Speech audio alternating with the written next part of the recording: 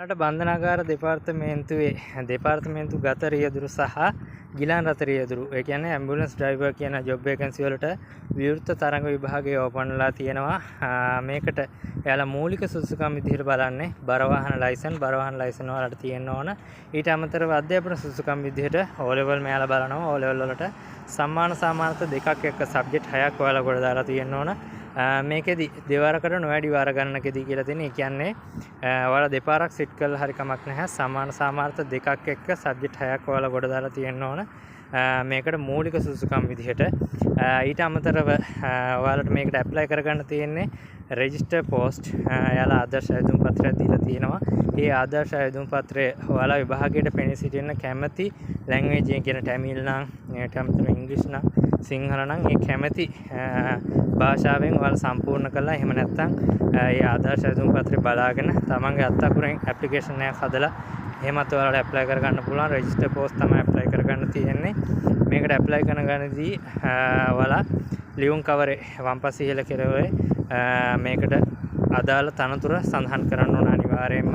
ඊට අමතරව ඔයාලට කියන්න ඕන මේකේ මූලික සුසුකම් විදිහට පිරිමි අය විතරයි ගන්න උසාවි 5යි අඟල් 4ක් තියෙන්න ඕන අවම උස. ඊට අමතරව පපුව අඟල් 32ක් තියෙන්න ඕන.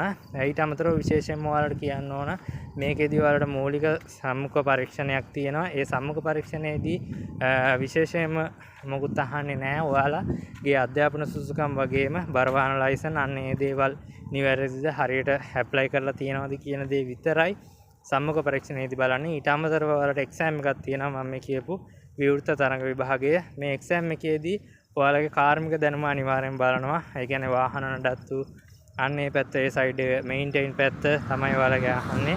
ඊට අමතරව බේසික් නොලෙජ් එක කියන්නේ බුද්ධි පරීක්ෂණයක් ඔයාලට තියෙනවා. මෙන්න මේ දෙක තමයි එක්සෑම් එකට බලන්නේ.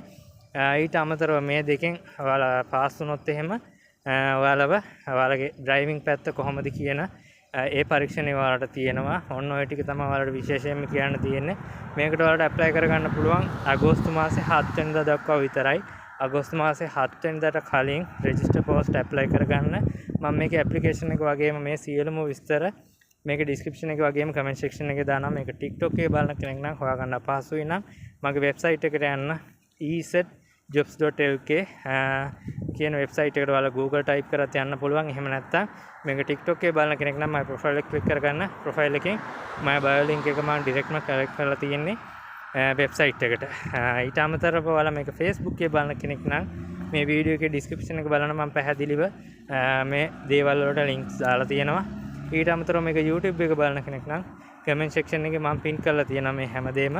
එහෙනම් අගෝස්තු 7 වෙනිදාට කලින් ඇම්බියුලන්ස් ඩ්‍රයිවර් මගෙන් අහලා තිබ්බා. ඊට අමතරව විශේෂයෙන්ම කියන්න ඕන බර වාහන ලයිසන් තියෙන කට්ටියට මේකට ඇප්ලයි කරගන්න පුළුවන්. එහෙනම් අනිවාර්යයෙන්ම ගිහලා ඇප්ලයි කරගන්න. ජය වේවා.